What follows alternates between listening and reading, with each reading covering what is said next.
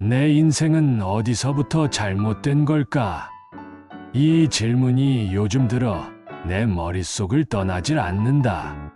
아침에 눈을 뜨는 순간부터 밤에 잠자리에 눕는 그 순간까지 나는 늘 그 물음 속에 갇혀 산다. 퇴직을 하고 나면 달라질 줄 알았다. 아침마다 울리던 알람이 더 이상 울리지 않는 자유. 묵직한 서류 가방을 들고 뛰어가던 버스 정류장이 아닌 천천히 걷는 산책길에서 맞이하는 여유. 나는 그런 걸 상상했었다. 하지만 현실은 전혀 달랐다. 눈을 떠도 하루가 시작되지 않는다. 알람이 울리지 않으니 기상 시간도 불분명하다. 이불 속에 누워 있다 보면 도무지 일어날 이유가 떠오르지 않는다.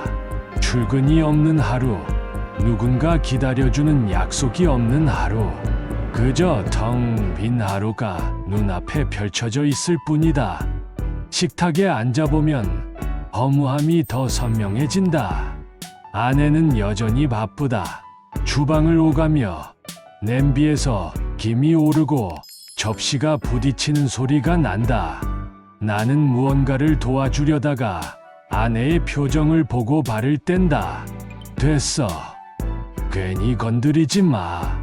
그 말은 차갑지 않았지만 내 마음을 날카롭게 베어냈다. 한때 나는 이 집의 버팀목이었다. 내가 나가 돈을 벌고 집을 지탱하는 기둥이라 믿었다. 하지만 지금은 그저 거추장스러운 기물처럼 느껴진다. 같이 밥을 먹으면서도 대화는 거의 없다. 내가 꺼낸 말은 종종 아내의 한숨으로 끝나버린다. 그 얘기 또야. 이제 좀 그만해. 그 순간 나는 내 목소리가 집안에서 얼마나 무게 없는 소리인지 깨닫는다. 예전엔 내 한마디에 회의실 분위기가 바뀌었고 부하 직원들이 긴장하며 눈치를 보곤 했다. 하지만 지금은 내 말은 아무런 영향력도 없다. 그저 공기 중에 흩어져 사라지는 잡음일 뿐이다. 텔레비전을 켠다. 뉴스 앵커가 낯선 사건들을 전한다. 정치인들의 얼굴이 화면에 가득 차지만 그들 모두 내 인생과는 아무 상관없다.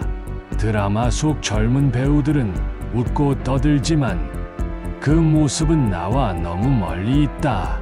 나는 소파에 앉아 리모컨을 쥔 채 멍하니 시간을 죽인다. 그러다 문득 시계를 본다.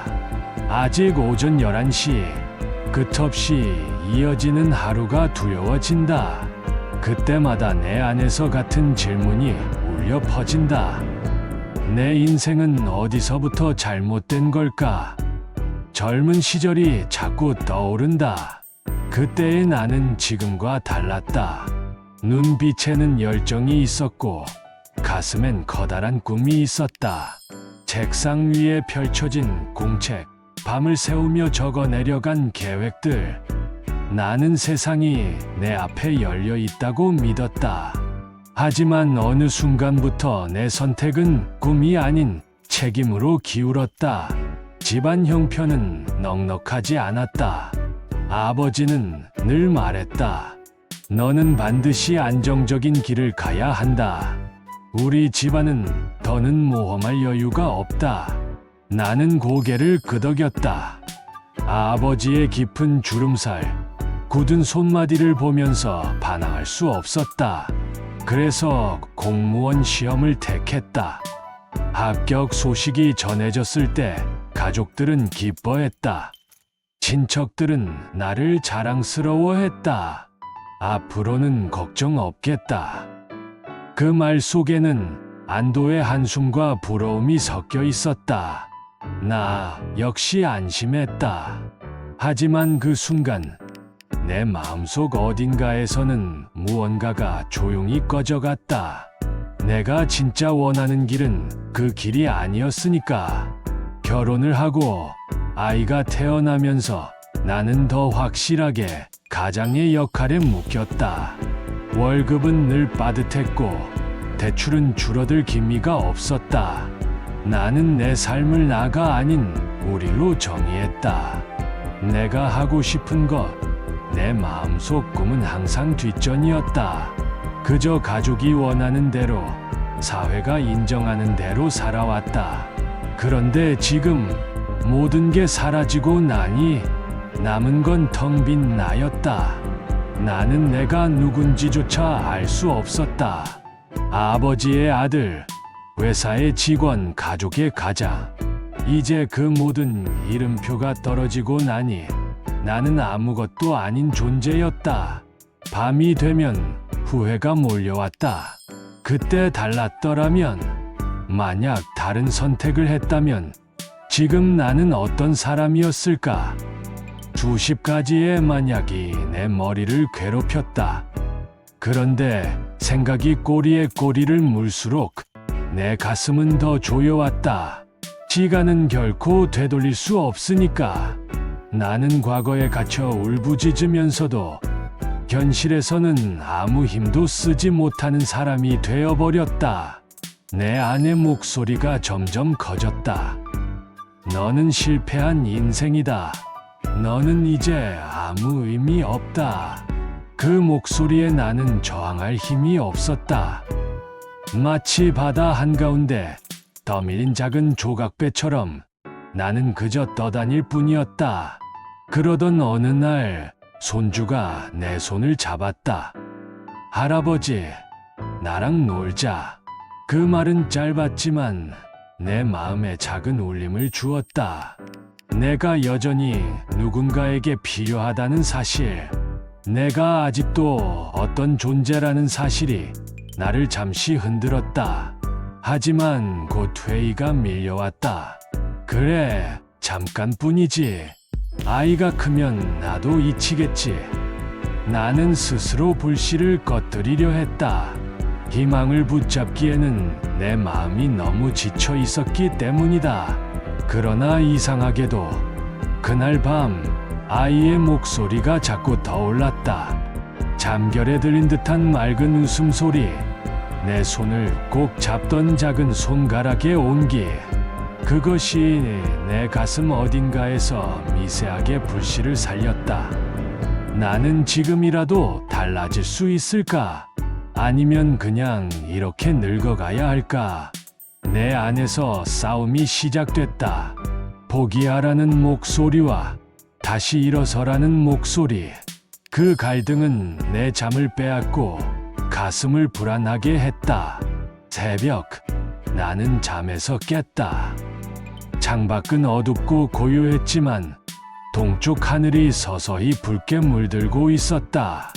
나는 문득 자리에서 일어나 신발장을 열었다. 거기에는 먼지가 덮인 운동화 한 켤레가 있었다. 30년 동안 출근길을 함께 했던 달아빠진 운동화. 나는 천천히 그것을 꺼내 신었다. 발끝이 답답하고 낯설었지만 마음속에서는 묘한 설렘이 일었다. 오늘만큼은 남을 위한 게 아니라 나를 위해 걸어보자. 집 앞 골목을 벗어나자 차가운 새벽 공기가 배 속으로 파고들었다. 숨이 차올랐고 다리가 무거웠다. 하지만 나는 멈추지 않았다. 한 걸음, 또 한 걸음. 내 인생을 되찾는 첫걸음이라고 믿고 싶었다. 발자국 소리가 고요한 새벽길에 울려 퍼졌다. 마치 내 심장의 박동처럼 규칙적으로 이어졌다. 그 소리가 점점 내 안의 공허를 채워가는 것 같았다. 그날 이후 나는 매일 새벽에 걷기 시작했다. 처음에는 겨우 5분이었지만 점차 10분, 20분, 그리고 1시간으로 늘어났다. 몸은 힘들었지만 마음은 오히려 가벼워졌다. 걷는 동안 나는 수많은 생각을 했다. 왜 나는 이렇게까지 나를 잊고 살았을까? 가족을 위한 삶이 정말 옳은 선택이었을까? 이제라도 나를 찾아야 하지 않을까? 걸음이 늘어날수록 내 마음속 목소리는 조금씩 바뀌었다. 처음엔 넌 실패했다였지만 이제는 넌 아직 끝나지 않았다였다. 길가의 나무, 파란 하늘, 바람에 흔들리는 풀이 그 모든 게 내 눈에 들어오기 시작했다. 나는 세상을 다시 보고 있었다. 땀이 이마를 타고 흘러내렸다. 하지만 그 땀은 마치 내 안에 쌓여있던 후회와 분노를 씻어내는 듯했다. 나는 조금씩, 하지만 분명히 나를 되찾고 있었다. 걷기를 이어가던 어느 날 나는 작은 결심을 했다. 더 이상 혼자만의 세상에 갇혀 있지 말자. 내 마음을 누군가와 나누자. 그래서 용기를 내 복지관을 찾았다. 거기에는 글쓰기 모임이 있었다. 젊었을 때부터 늘 하고 싶었지만 미뤄왔던 일, 이제라도 시작하고 싶었다. 처음 모임에 나갔을 때 나는 몹시 긴장했다. 낯선 얼굴들 사이에 앉아 있으니 숨이 막히는 듯했고 내 차례가 돌아올까 두려워 손끝이 떨렸다. 그저 가만히 고개만 끄덕이며 앉아 있었지만 내 안의 목소리는 너 왜 여기까지 왔니 하고 비웃는 것 같았다. 하지만 시간이 조금 흐르자 사람들의 웃음소리와 격려가 내 마음에 스며들기 시작했다. 처음 오셨죠? 잘 오셨어요. 그 말 한마디가 마치 내 어깨를 다독이는 손길 같았다. 특히 한 할머니가 기억난다. 언제나 웃는 얼굴로 상냥하게 말을 걸어주셨다. 내 글을 읽고 나서 참 진솔하시네요라고 칭찬해 주셨을 때 나는 오래 잊고 있던 감정을 느꼈다. 따뜻함, 그리고 부끄럽게도 설레임. 집에서는 느끼지 못했던 감정이었다. 아내와는 대화가 점점 줄어들고 따뜻한 눈길 한 번 받기 어려운 세월을 살았다. 그런데 그 할머니의 뜨거우니 천천히 드세요라는 한마디가 내 가슴을 울렸다. 나는 그제야 알았다. 내가 얼마나 오래 외로움 속에 살아왔는지. 순간 마음이 복잡해졌다. 왜 나는 집에서 이런 위로를 받지 못할까? 내가 뭘 잘못 살아온 걸까? 수많은 후회가 밀려왔다.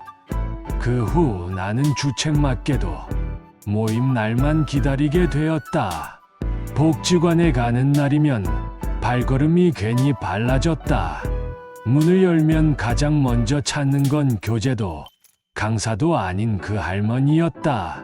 그분이 오신 날에는 괜스레 안도감이 밀려왔고 따뜻한 미소로 내게 오늘은 어떠셨어요? 하고 물어주면 나는 마치 소년처럼 얼굴이 붉어졌다.